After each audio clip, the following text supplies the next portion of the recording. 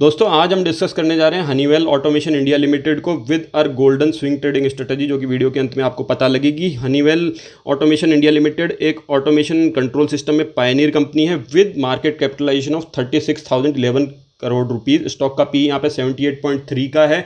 ये कतई इसको नहीं दिखाता है कि कंपनी ओवर वैल्यूड है, क्योंकि अगर आपने नोटिस किया होगा तो लास्ट 2020 के फॉल के बाद में 2021 जून तक जिन कंपनीज़ ने भी अभी छलांगे लगाई है वो कंपनीज़ वही है जिनके की हायर पी है एज़ कम्पेयर टू जो कंपनियों के स्टॉक्स के पी बहुत कम है। तो हायर पी यहाँ पे ओवर वैल्यूएशन को नहीं दिखाता है, बल्कि कंपनी की ग्रोथ को ही दिखा रहा है। प्रोमोटर होल्डिंग आप देखेंगे तो 75% की है, जो कि बहुत ही अच्छे यहाँ पे कंपनी के प्रोमोटर्स का होल्डिंग उनके विश्वास को दिखाता है अपनी कंपनी में। इसके अलावा दोस्तों अगर आप यहाँ पे देखेंगे तो फेस वैल्यू कंपनी की 10 है। आइए इसके ईपीएस पे भी नज़र मारते हैं तो आपको एक बहुत ही अच्छा पैटर्न यहाँ पे नज़र आएगा कि कंपनी बहुत ही अच्छे ट्रेजेक्ट्री में, स्लोप में, अप ट्रेंड में यहाँ पे नज़र आ रही है। इसका ईपीएस कंटिन्यू यहाँ पे बढ़ता हुआ नज़र आ रहा है दोस्तों। और यहाँ पे अगर इसका कंपनी के प्रॉफिट एंड लॉस स्टेटमेंट की बात की जाए तो आपको नज़र आएगा कि कंपनी की सेल्स यहाँ पे 3043 करोड़ की हो गई, जो कि मार्च 2019 में भी लगभग इतनी ही थी। इवन आफ्टर पेंडेमिक कंपनी ने अपनी सेल्स यहाँ पे बरकरार रखी है। और अगर यहाँ पे देखा जाए तो कंपनी ने लास्ट 10 ईयर में कंसिस्टेंटली 32% के CAGR रिटर्न दिए हैं। यही स्टॉक्स दोस्तों मल्टी बैगर होते हैं। और यहाँ पे अगर आप इसके रिजर्व्स देखेंगे तो ये लाइफ टाइम हाई है अभी 2570 करोड़ के मार्च 2020 में। तो दोस्तों कंपनी के पास में रिजर्व्स भी बहुत अच्छे खासे हैं और पॉसिबिलिटी है कि इसके रिजर्व्स और भी यहाँ पे बढ़ते हुए जाएंगे। कंपनी के प्रोमोटर्स होल्डिंग को मैं जैसा कि मैंने आपको बताया वो यहाँ पे 75% है। और प्रोमोटर्स की होल्डिंग FIs के पास में 2.21 की होल्डिंग है और DIs के पास में 12.74 की है और पब्लिक के पास में यहाँ पे 10.14% की होल्डिंग है दोस्तों।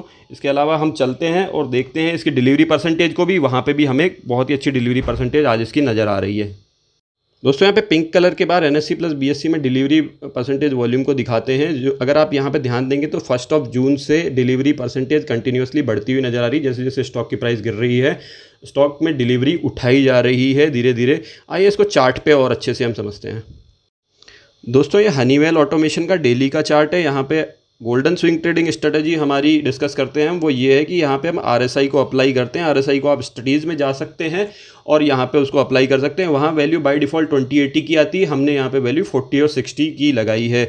अगर आप यहाँ पे हनीवेल ऑटोमेशन को देखेंगे तो ये लॉन्ग टर्म में यहाँ पे 40 के RSI पे सपोर्ट लेता है और उसके बाद में ये अप ट्रेंड ले लेता है दोस्तों। उसके अलावा भी अगर हम यहाँ पे स्टॉक पे भी देखें तो स्टॉक में आपको नज़र आएगा कि ये यहाँ पे अप ट्रेंड में था और उसके बाद में यहाँ पे एक ट्रेंड लाइन के अकॉर्डिंगली नीचे आ रहा था और यहाँ पे ये वैल्यू 40,800 की है, जहाँ पे ये लॉन्ग टर्म में पहले यहाँ पे रेजिस्टेंस ले रहा था, 2 बार इसने रेजिस्टेंस लिया और अब यहाँ पे सपोर्ट लेता हुआ नज़र आ रहा है और यहाँ पे एक्यूमुलेशन हो रहा है। उसके अलावा हम इसको कैसे कह सकते हैं एक्यूमुलेशन को, क्योंकि अगर आप यहाँ पे देखेंगे तो जूम करने पे आपको नज़र आएगा कि यहाँ पे जो वॉल्यूम है वो यहाँ पे एकदम ड्राई सा हो गया है। यहाँ पे जैसे जैसे स्टॉक की प्राइस नीचे आती जा रही है यहाँ पे वॉल्यूम बिल्कुल भी नहीं है, मतलब यहाँ पे सेलिंग हो ही नहीं रही है।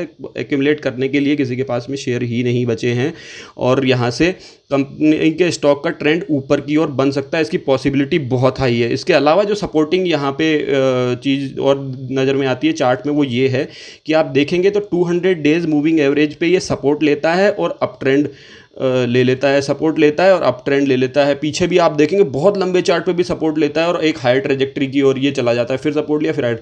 तो ऐसा बहुत बार इंसिडेंस पास्ट में भी देखा गया है कि ये यहाँ पे सपोर्ट लेता है और ऊपर निकल लेता है। RSI भी यहाँ पे हमारी स्विंग ट्रेडिंग स्ट्रेटजी को पूरा सपोर्ट कर रहा है। उसके अलावा 200 डेज़ मूविंग एवरेज के पास में अगर स्टॉक फॉर्चुनेटली आ जाता है तो हम यहाँ पे और इसको एक्यूमुलेट करेंगे इस लेवल के अलावा और इसमें स्टॉक में चांसेस बहुत ज़्यादा है कि यहाँ से ये गेन दे दे।